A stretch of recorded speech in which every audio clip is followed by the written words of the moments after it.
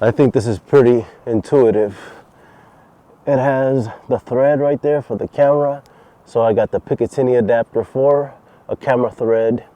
And I'm going to be using the laser calibration on it. The Hawkeye Ai15 is a third of the price of most 380 class thermals. I've used this extensively for several months in all sorts of low and high thermal contrast weather. It's good quality, but there's pros and cons to this unit. Let's unbox it together. I'll tell you all about it, and I invite you to join me on 2 night hunts where I shot varmints with the Zulus HD here.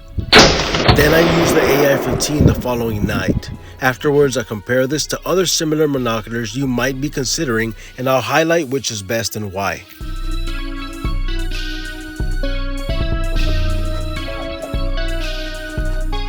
The Hawkeye actually has a 256 by 192 resolution sensor that they claim performs just as good as a 384 by 288 with their Super AI technology. It utilizes a 12 micron sensor with an NETD value of under 40 millikelvins. It has an 8-inch digital zoom and it's IP66 waterproof. The 1.43-inch 60Hz AMOLED display is bigger than the standard 0.23-inch screens that the competition uses. These AMOLED screens have a faster refresh rate and offer a higher resolution than the OLED. It houses an internal 4000 milliamp battery with a 10-hour runtime.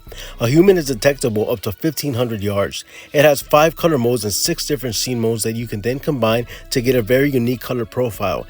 You can store video and photos with the built-in 32GB memory using Wi-Fi hotspot for the mobile app. I got a couple tripods so that I can show myself walking. And I'm going to be looking at these cows first, so we're going to check them out. These right here are about 50 feet. That one's closer to 60 feet. And so we have some over there as well. Yeah, they're about 100 feet over there.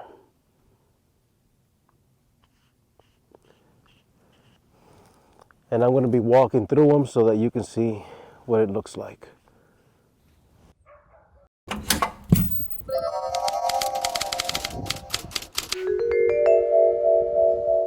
Hey, before we go over the important stuff, I want you to check out the FLEXTAIL Max Pump 3. Huh? Uncle Sam?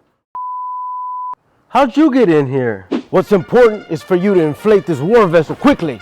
The British are coming. And bring me some sweet tea. Yes, sir. While I get Uncle Sam's warboat ready, let me show you what adapter I'm using to inflate it. Clip it on the front and double click the power button. On the other side, there's a vacuum that's perfect for vacuum sealed bags while camping. The Max Pump 3 is mighty. You can feel the power. Press and hold the P button for a lower intensity. The carabiner clip is a very useful feature and it's built with quality and it's strong.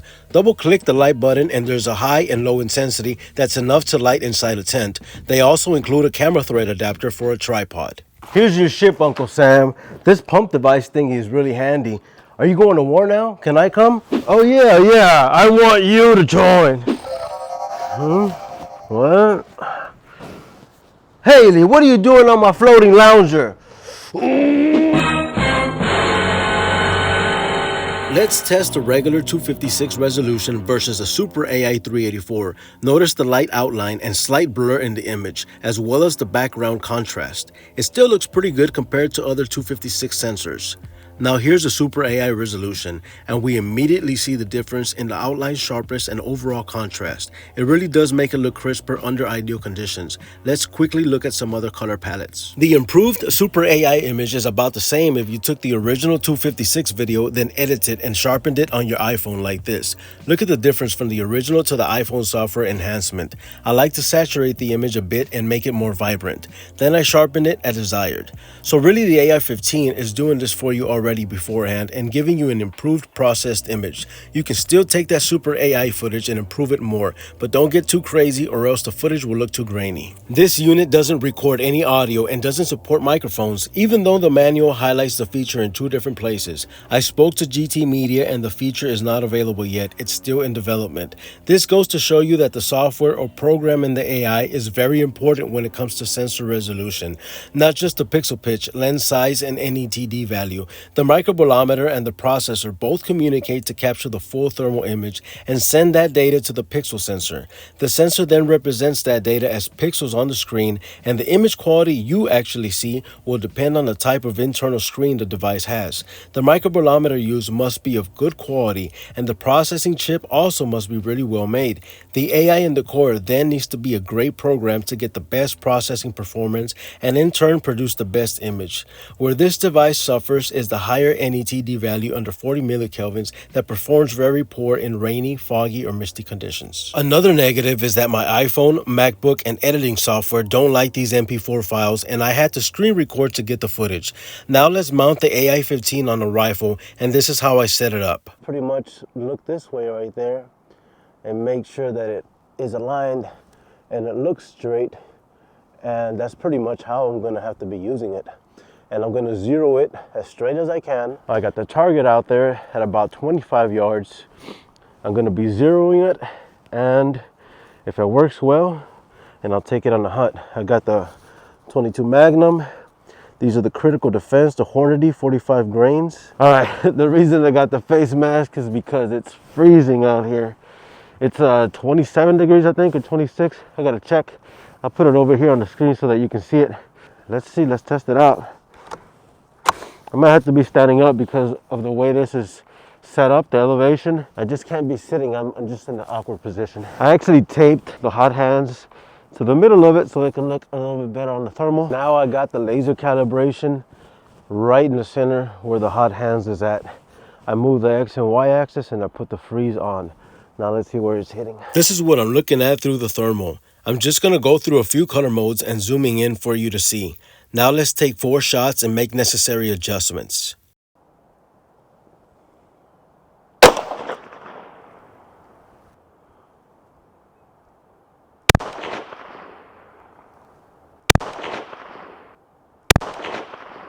The shots clipped to the top left, then I made adjustments and hit the right of the bullseye here. I made one final adjustment and got a perfect hit. 45 yards, now let's see if I can get something on paper. A huge drawback of using this as a scope when it wasn't designed to be one is that I can only zero it on a 1x feature. When you digitally zoom, the reticle position changes and so does the point of impact, so I'll have to keep the shots at a close range.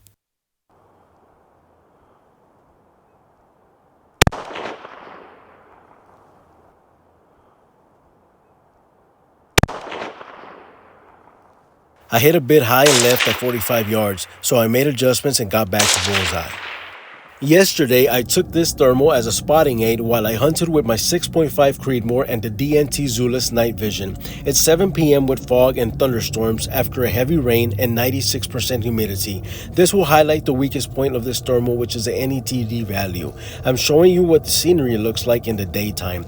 This is where the first clips were filmed. Directly behind me, I filmed 3 opossums. There's one that's closer, but they can't be distinguished at longer ranges. Zooming in will give you more clarity. It might be difficult to pinpoint the species since the tail and ears aren't highlighted. You might mistake it for a pig if you're not careful. I came across another opossum on the way to the stand, and he's lucky I wasn't doing pest control tonight. I'm not hunting you right now, Mr. Opossum. Just look at the fog and mist. It's definitely a creepy night. Perfect to put this thermal to the test. After a long walk, I finally get to the stand. First, let me show you what it looks like during daytime. There's my beautiful ducks in my small pond. They're always here along with the big gray egret. I cut these obstructing branches before filming with the thermal. Now here's a view of the front.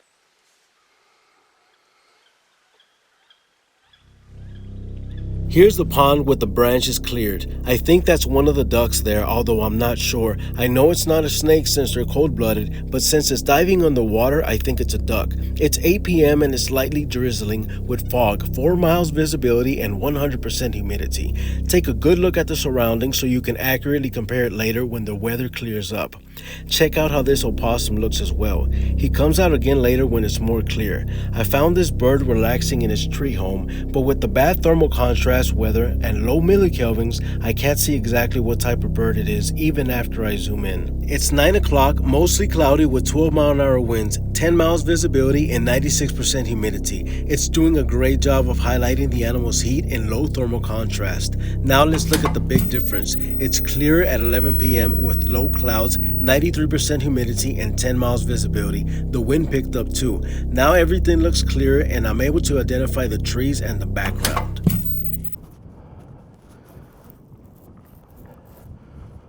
Hopefully we see one of the raccoons or possums, because right now there's a huge population of possums and raccoons, and I've been aiming to lower them a little bit. After spotting a heat signature in the distance, I slowly stalk upwind and prepare for the shot. I thought it was a small opossum at first, but I wasn't sure. I waited patiently and studied the movements. It was actually a rabbit, and I couldn't tell until it started hopping because the ears aren't highlighted. Then I came across this lucky tree rat. Since I wasn't after squirrels, I stalked him for the footage and then I let him go.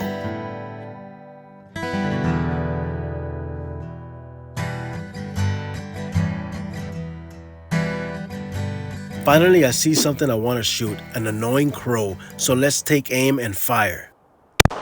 After looking carefully with the flashlight, there were a bunch of branches in front of the bird, and the bullet was most likely deflected. I then found this heat signature, which I thought was a raccoon in the tree, but after a few shots, nothing happened. It's funny, when you aren't looking for certain critters, they are all over the place, but when you want to hunt them, the other critters decide to come out. That's just hunting, and that's how it goes sometimes. Here's some of the boring stuff. You can skip forward if you'd like. I'm going over the menu and all the screen brightness options and settings. This will show you the laser calibration and how I use it to zero the scope in more detail. It's really just moving the X and Y axis to the point of impact like any other one-shot zero scope. The difference, like I mentioned before, is the inability to digitally zoom and maintain zero. This thermal has a lot of functions that you can see here, and to view the images and videos, you'll have to connect to the Windows computer or use the GT Share app to view the files and download them to the phone. You can see all the files here and you can control the live view settings, but I haven't found an option where you can delete the files from the app, only view and download. Now that you've seen all the pros and cons, should you choose this over the competition? I think so. For around the same price as the ATN Blaze Seeker 256 resolution, under 35 millikelvins. You also have the Top Don 256, which doesn't even tell you the NETD value on Amazon. The best competition that the Hawkeye Ai15 has is the Rix Pocket 256 with under 25 millikelvins, RET resolution enhanced technology AI. I haven't used this model personally yet, but from looking at the reviews, it looks like the Hawkeye has a sharper image. The NETD value is lower on the Rix, but the unit is smaller, so the detection range isn't as far as the Hawkeye's.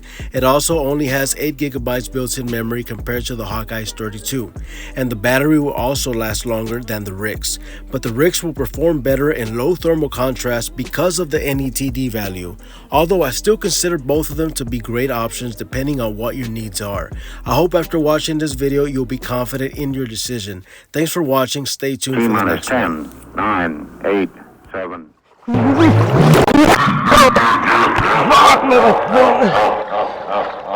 Damn it.